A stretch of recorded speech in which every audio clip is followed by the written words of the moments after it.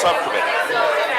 They asked him to come back on and just appointed him chairman of the appeals subcommittee.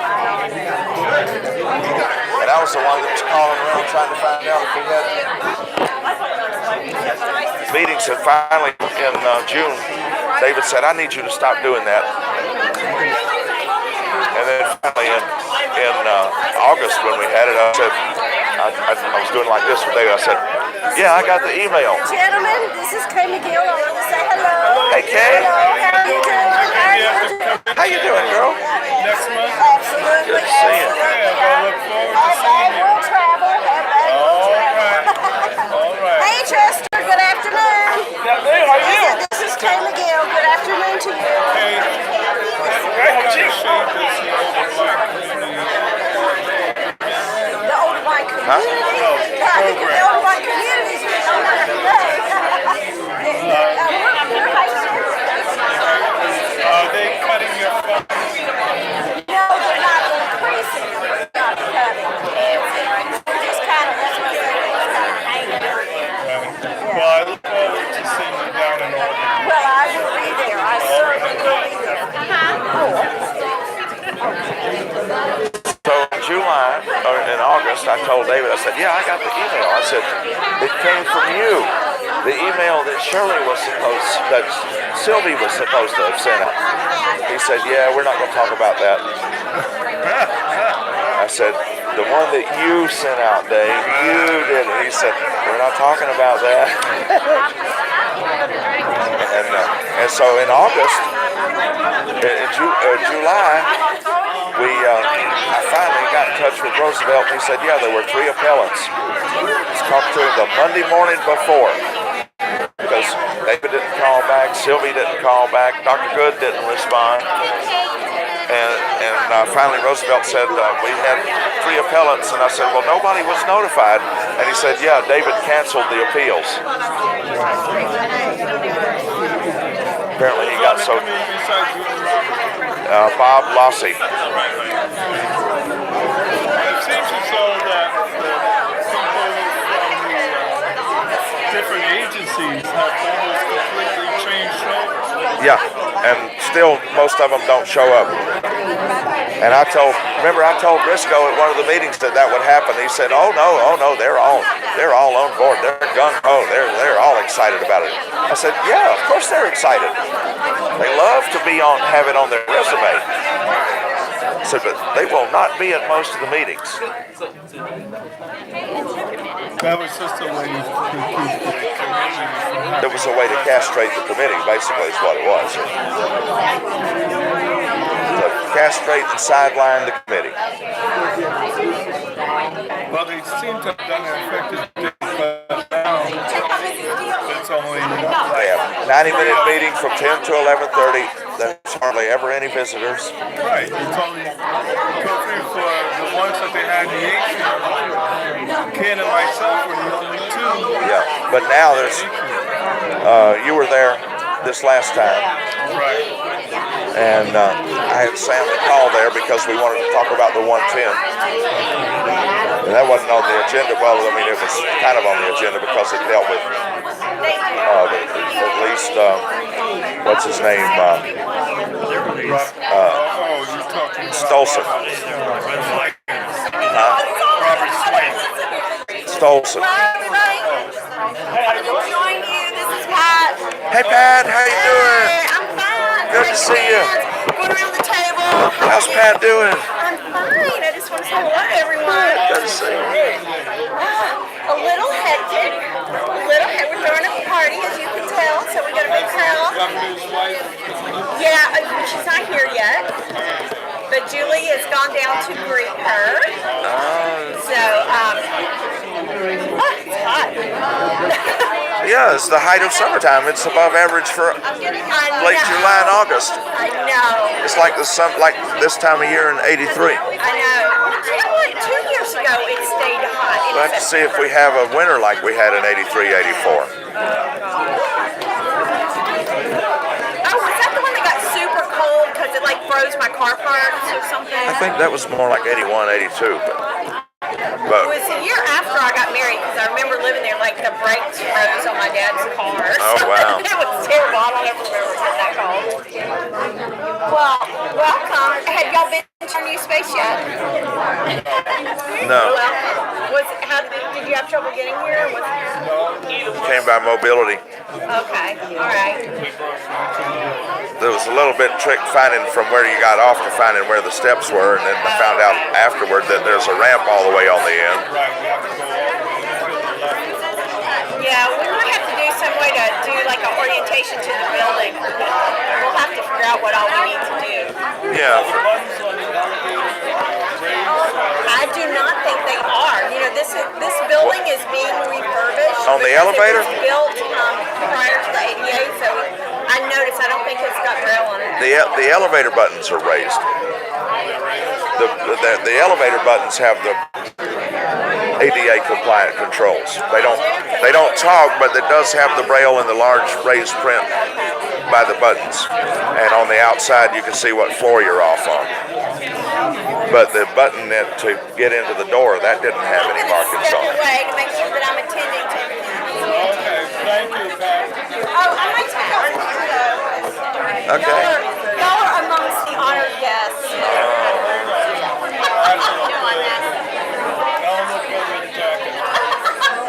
You might need to lean towards Brett a little bit. I always get your name wrong, and I apologize. Who, me? Yeah. You got it right. Brent. Yeah. Okay. Well, I always say you can call me anything but late for dinner. Can you lean a little that way? I can get the pic. No. Oh, you're going to get a pic. That way. And then smile this way. Smile and say beer. Gotcha. Smile and say beer. Thank you.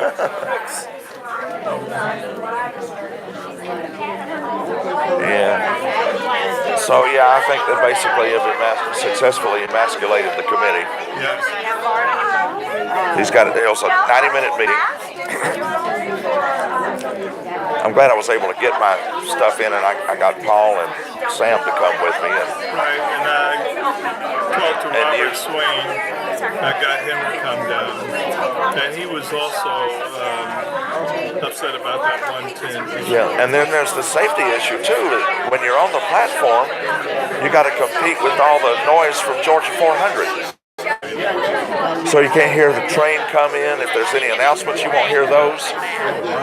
If you've got balance issues that you figure out by your ears where you are. So the train comes in between the two sides of the Georgia 400. Yeah, and it's a center platform. Yeah. I mean, the whole thing is bad. On the platform, at the street, waiting on the bus, getting from the bus to the train and vice versa, is probably because I don't think that's... What shocked me was when you brought up the issue, he says, well, we'll put it on for the April markup. Yeah. Something as serious as that. And then we were... It seems like, why wouldn't you put it in for... Because even though, Hello there. I'm Sandra Deal. Introduce Mrs. Deal, our first lady. Don't get up, don't get up. I just wanted to speak. Nice to meet you. I just How you wanted to doing? speak. I am Nice to doing meet you. great. I'm glad to meet you all. Glad you're here. Glad you all are so that you can come together and visit with each other. And Thank you very, very much. thank you for thank you for inviting me. Glad you... See, you have those short legs, you can just jump right up. It takes me, I have to push away from the tip. Oh, that's all right. But yeah, and we were talking about the safety issue where, like it's right there on the street, so there's nowhere to stand and to wait really for a bus, especially if you're in a wheelchair or a scooter, you can forget it. So you have to go all the way out and then over the tracks Yeah. to the street. And then when you get to the street, it's just, what is that? You're standing right there beside the traffic. No, it's Peachtree. Peachtree Street. Peachtree Road.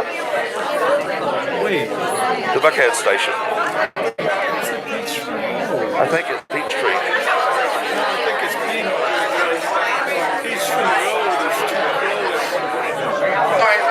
You have to pass Phipps Plaza to get to Peachtree Road. Peachtree Road's at the corner of Lennox and Peachtree.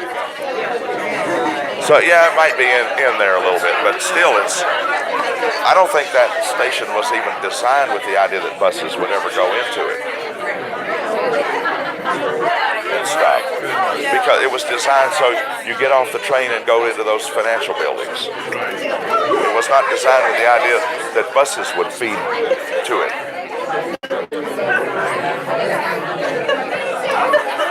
I don't know why they even built it in the first place.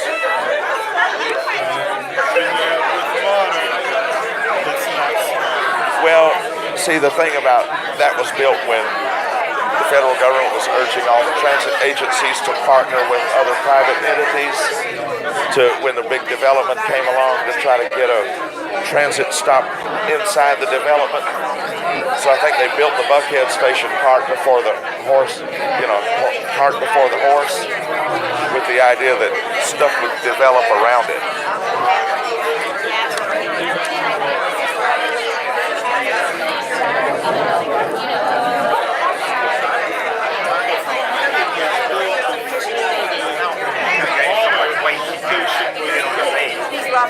Lafayette, it's Kevin. How you doing? Who's this? Lafayette is on my list. You know why? I never did get your message. Thank you for that. What's that? You never got You know we was on the Martyr Mobility. We was talking about going to the meeting. Good afternoon, everyone. Welcome to GLASS Atlanta. My name is Julie Walker, and I'm the state librarian. And GLASS is a unit of the Georgia Public Library Service, which is in turn a unit of the Universal System of Georgia. We're so pleased to have everyone here today because we're celebrating the opening of this beautiful space. As most of you know, GLASS Atlanta was located in the central library of the Atlanta Fulton Public Library System, which is now closed for a couple of years for renovation. And we were really seeking a spot that was strategically located close to where we were so that our patrons who use and love this service would be able to continue to visit us. And we're so grateful to Georgia State University and the facilities unit at the University System Office who assisted us in obtaining this space and creating it in a way that our patrons will be able to enjoy it and that our staff of readers, advisors are able to continue their work with our patrons around Georgia. I'm so grateful to that staff for their patience and diligence in helping to design this space and get everything moved and never missing a beat or never missing a phone call, just keeping on, keeping on. We have our recording booth in the back where we do some recording of local materials. Our IT staff at GPLS did a lot of work getting the networking and the telephones and everything working the way we needed it to. So this has been a true group effort, and we've got all those folks here with us today to celebrate. So just thank you so much to all of you who made this a reality. And thank you to our patrons who are here to visit today, and I hope we'll be here again and again and again to visit this wonderful space and to use the assistive technology. It's my really great pleasure to introduce our good friend of Georgia Libraries, Mrs. Sandra Deal, our Georgia's First Lady. And it's so appropriate that she's here today because she has always been a supporter of reading for everybody from every age. I cannot log on to my social media without seeing you in a school or a library reading to kids, and I know they love it, and it has just been wonderful for our libraries to have you visit so many places along the year. And now that you're visiting here, because this is yet another way that people in Georgia can read, and this service is truly a lifeline for people who can't read traditional materials but who have talking books and are able to do that and have this wonderful array of assistive technology that allows them to read their own documents or to have books read out loud to them or the text expanded so that they can read them. So this facility serves a lot of purposes, and I think it's well appreciated. I'm so pleased that everyone's here. Thank you so much, Mrs. Gill, for being with us today.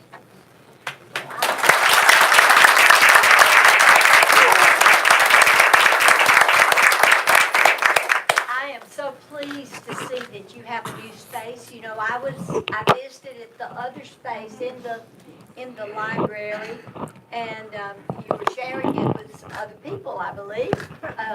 You had a floor though for your use, and that was nice, and I enjoyed it myself. But it is sometimes when things are changing for the better, because we have more readers, I'm sure, and they needed to upgrade the area, we have to make some changes. And so it's so nice that they were able to make the changes to allow you to have a space that is convenient. And of course, I know some of you may not be able to see well enough, but when we walked out, when we drove up and walked, we had to hunt a parking place. But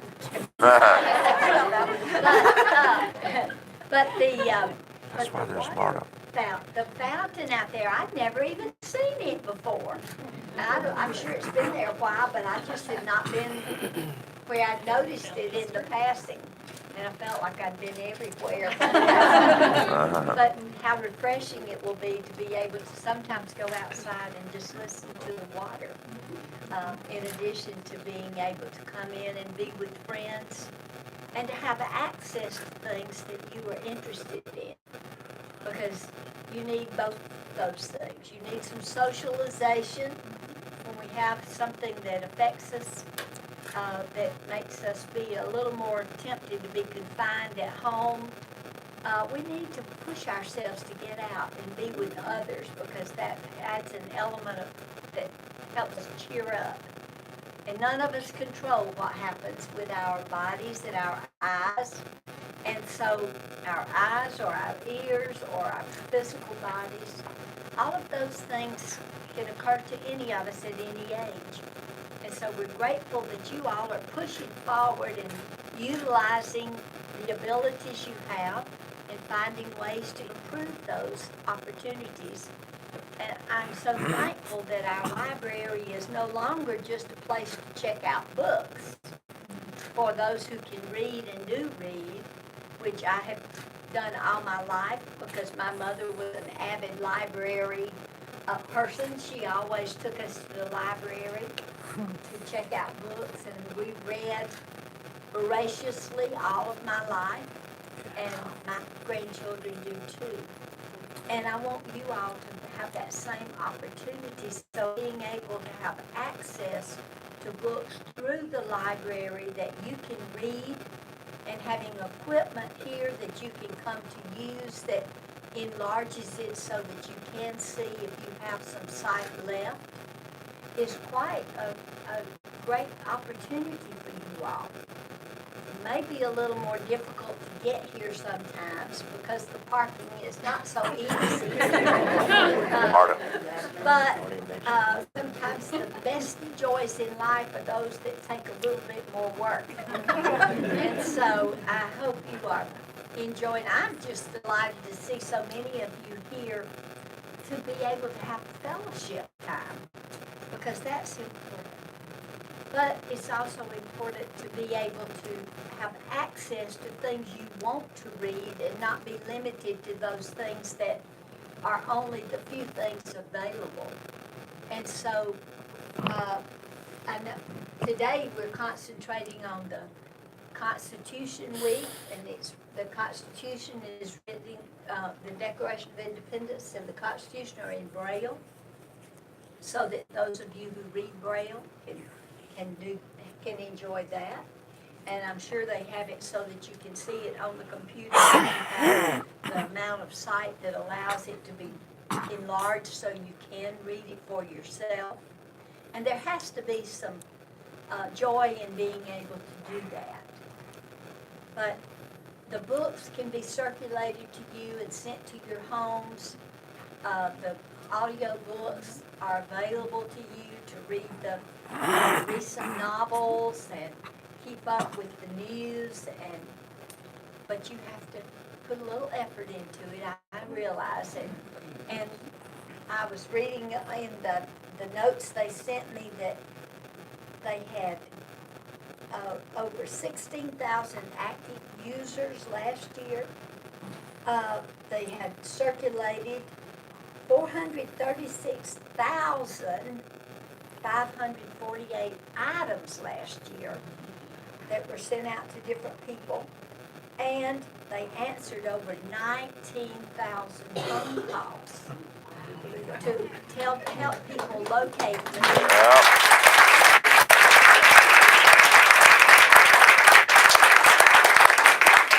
So we know we have some hard-working people who work for you, work for our state, and try to make life better for you, along with, I'm sure, quite a few volunteers.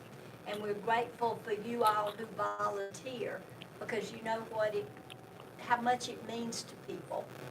And each of us have our skills and our love for different things, and we're grateful to those of you who have chosen to help the people who have difficulty seeing and make life better for them. Because it was not by choice that they became disabled in that way, but it is a fact of life that it is that way. And I'm so proud to see that you are making the best of the situation you find yourself in. And I hope that as time passes, the things that people learn from you will expand our knowledge even more.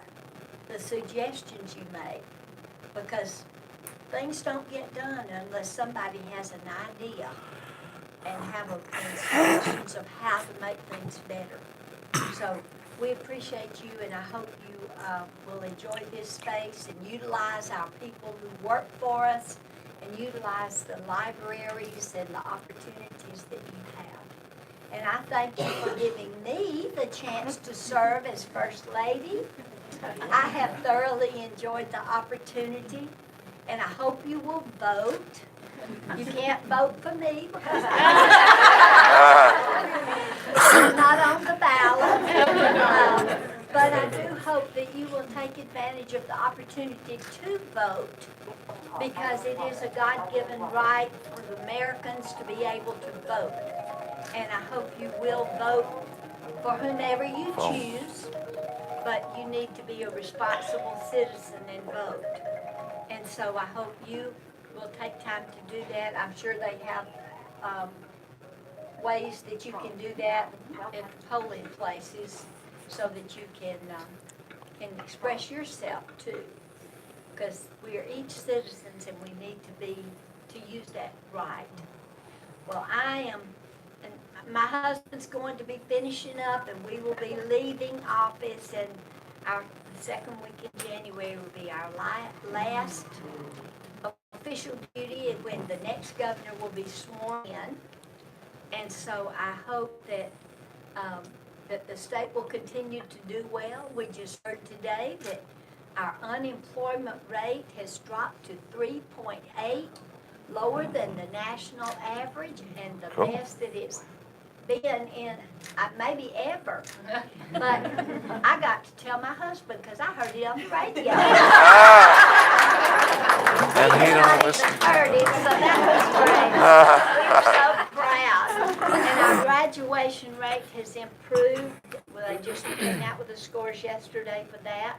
And we're proud of that.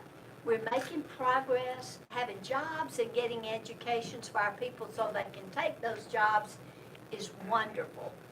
And so we are proud of the progress Georgia's made, and we hope you will encourage people to keep it going and keep our state strong and a great place for you all and for us to live, and that we'll be able to keep our libraries strong, because that's an important source of reading for all of us, including those of you who have reading difficulty because of your blindness. And so thank you for letting me come. I'm so proud of the people who work in this program, and I've talked too long. I'm going to have to leave because I have to go to another event. But I thank you all for letting me come and express my appreciation to all of you. And thank you that are friends and going to be friends of the group for your support. Thank you. Thank you.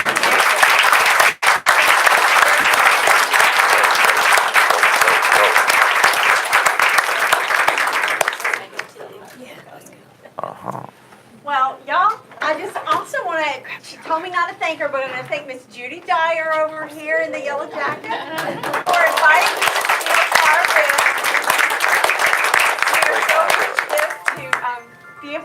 such a crowd here today. And I'd love to give Miss Beverly Williams over here a chance to introduce the staff that works here at Glass. So, Hello, everybody. Just want to welcome you. Thank you for coming to our open house. And here with me today, a group of wonderful people. I'm Beverly Williams. I'm the manager. Miss Vanessa Meadows in the corner. She's the assistant manager. She's responsible for programming here in the library, and she does program. It's anything from book club to belly dancing. Yeah. Okay. Mr. Lamar Robinson in the corner there. He's our recording booth technician. He records books that are local to Georgia by Georgia authors or about Georgia that is not in the NLS collection. And once he records those books are then available to people anywhere in the country in the NLS program. So that's always good to have our people out, and he have people talk about how the books that he records, they're at such high quality, and he does an outstanding job. We have reader advisors, Miss Nakisha McNeil, Diane Sims, Jason Phillips, and Miss Barnaby. Barnaby Kemp. They are reader advisors, and they're the people who serve our patrons, the ones that walk in over the telephone calls. You hear Mrs. Deal talk about all the telephone calls we get. They're the ones on the phone. They're helping people research their books. They're answering questions on the assistive technology, keeping classes. You know, we're just very busy here trying to keep our patrons happy. And it is such a pleasure. Oh, Mr. Keith, who works, he works out of our office, and we cannot forget him because he's responsible for keeping all of our assistive technology and our technology, everything working, our cell phone system. So he works under Pat, but he is stationed here in this office, and he is a great asset to us. And it is such a pleasure to get up every morning and come to work among these wonderful people. So give them all a hand.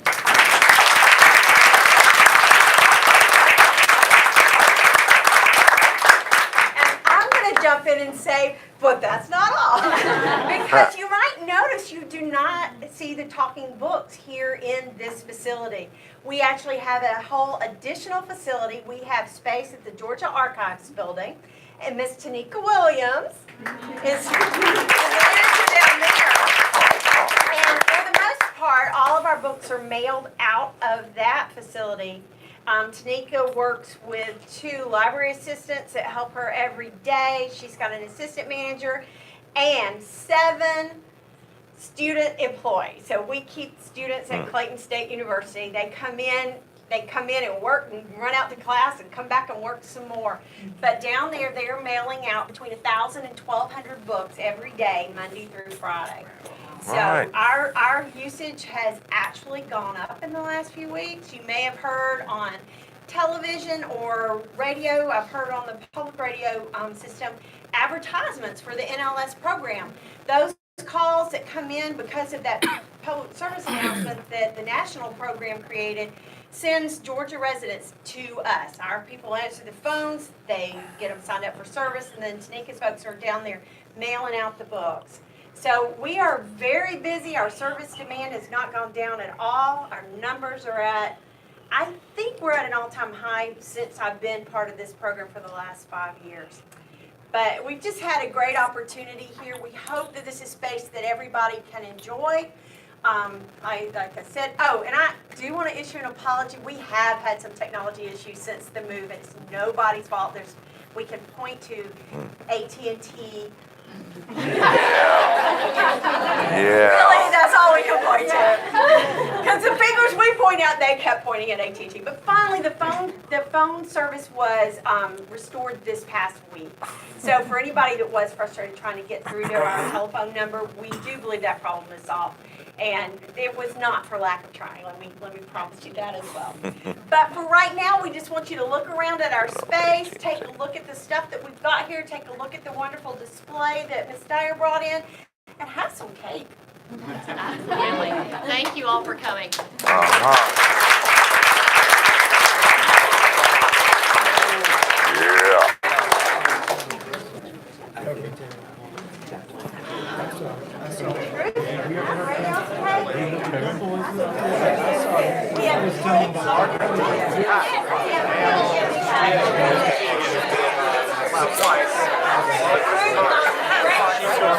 Blackmail you with.